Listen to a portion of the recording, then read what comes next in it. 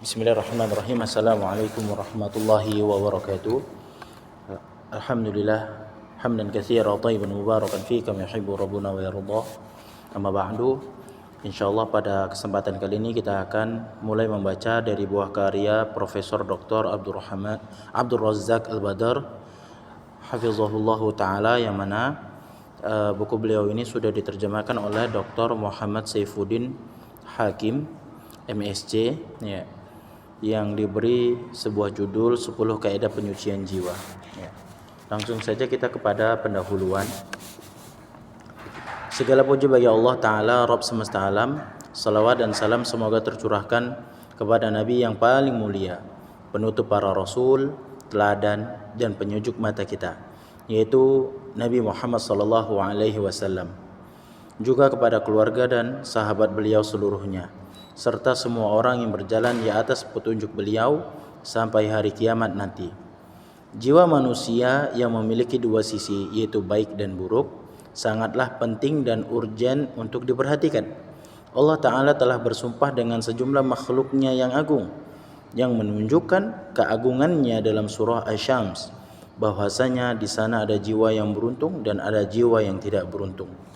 Allah berfirman, wasyamsi waduhaha wal qamari idza talaha wan nahari idza jallaha wal laili idza yaghshaha was samai wama banaha wal ardi wama tahaha wa nafsin wama sawwaha fa'alhamaha fujuraha wa taqwaha qad aflaha man zakkaha wa qad khaba man dassaha.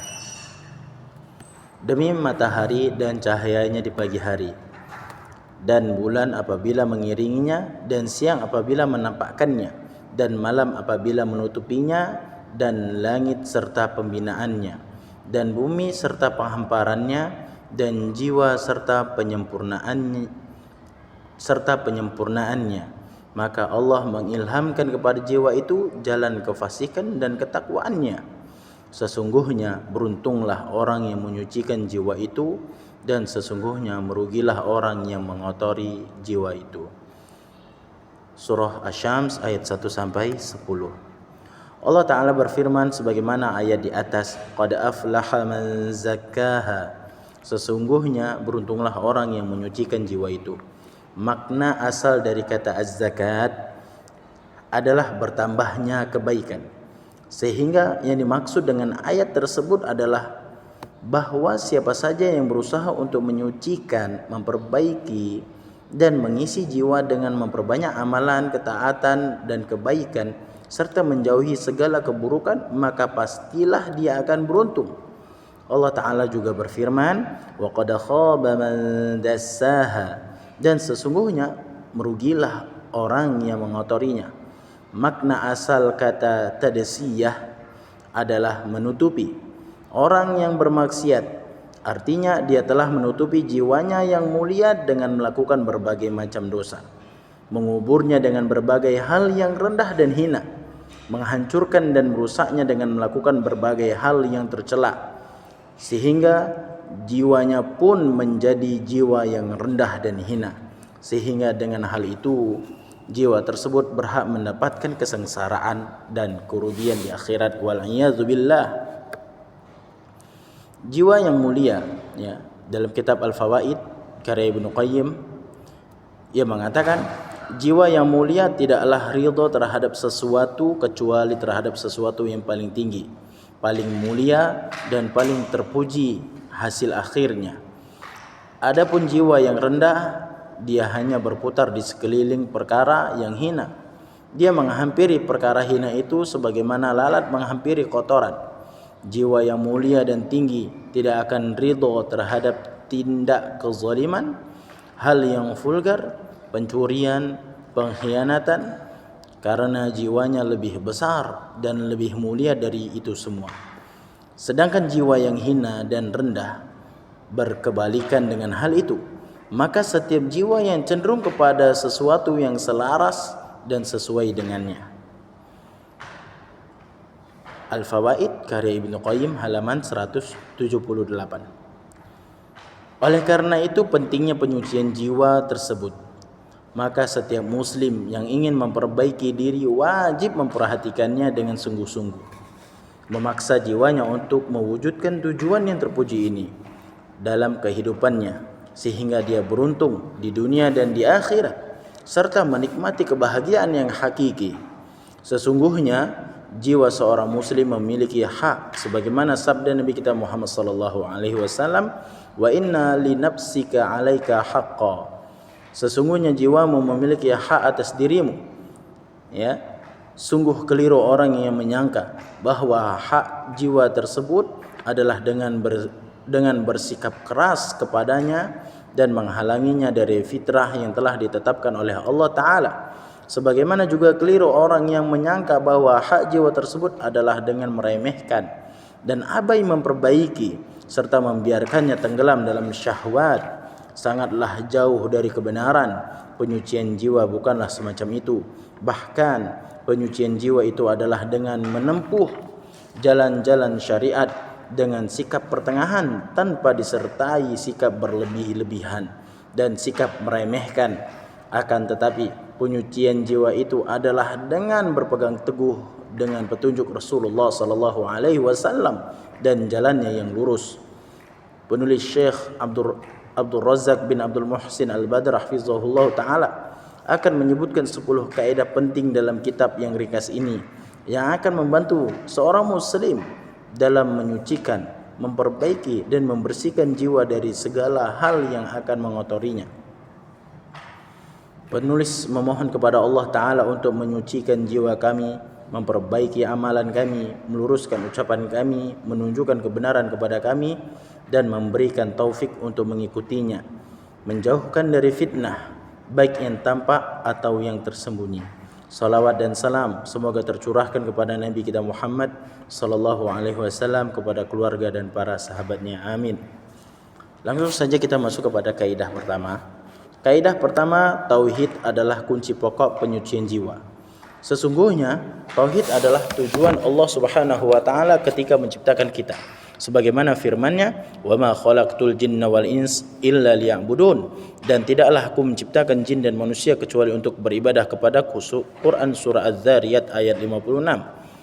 Tauhid juga merupakan poros dakwah para nabi dan rasul sebagaimana firman Allah Ta'ala, "Walaqad ba'atsna fi kulli ummatin rasula an ya'budullaha wajtanibut taghut." Dan sungguh kami telah mengutus rasul kepada setiap umat untuk menyerukan, sembahlah Allah saja dan jauhilah tagut. Quran surah An-Nahl ayat ke-36.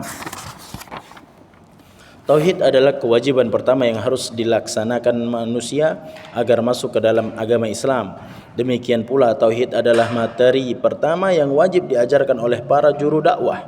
Hal ini sebagaimana kata Nabi kita Muhammad sallallahu alaihi wasallam kepada Muadz bin Jabal radhiyallahu taala anhu ketika mengutusnya ke negeri Yaman, innaka taqdumu ala qaumin min ahlil kitab falyakun awwala ma tad'uuhum ila ayyuwahidullaha ta'ala. Sesungguhnya engkau akan berdakwah kepada sebuah kaum dari ahli kitab, maka jadikanlah perkara yang pertama kali engkau serukan kepada mereka adalah agar mereka mentauhidkan Allah Ta'ala. Hadis riwayat Bukhari nomor 7372. Dan sungguh Allah Ta'ala telah mengancam orang-orang yang tidak menyucikan jiwanya dengan tauhid dan iman, bahwa mereka akan diazab dengan pedih pada hari kiamat. Allah Ta'ala berfirman, wa wailul lil musyrikin alladzina la yu'tuna az-zakata wa hum bil akhirati hum kafirun. Dan celakalah orang-orang musyrik, yaitu orang-orang yang tidak menunaikan zakat dan mereka ingkar akan adanya kehidupan akhirat. Quran surah Fussilat ayat 6 dan 7. Syekhul Islam Ibn Taimiyah rahimahullah ta'ala berkata menjelaskan tafsir ayat tersebut, wahiyya tauhid wal iman. Az-zakah pada ayat di atas adalah tauhid dan keimanan yang dengannya jiwa menjadi bersih. Tauhid mengandung makna menafikan hak uluhiyah dari selain al-haq, yaitu Allah Ta'ala, dari dalam hati, dan menetapkan hak uluhiyah bagi Allah Ta'ala di dalam hati. Inilah hakikat dari kalimat tauhid, la ilaha illallah, dan inilah pokok yang dapat menyucikan jiwa. Majmu' Fatawa jilid 10 halaman 97. Ibnu Qayyim rahimahullah taala beliau berkata, qala aktsarul mufassirin minas salafi wa min ba'dihim hiya tauhid syahadatu an la ilaha illallah wal iman alladhi bihi yazkul qalb wa huwa aslu kulli zakatin wa nama'in.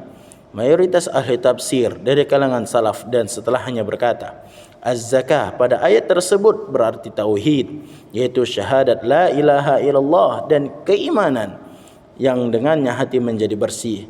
Tauhid adalah sumber dari segala bertambahnya dan meningkatnya kebaikan. Ighasatul Lahfan ayat halaman ke-79.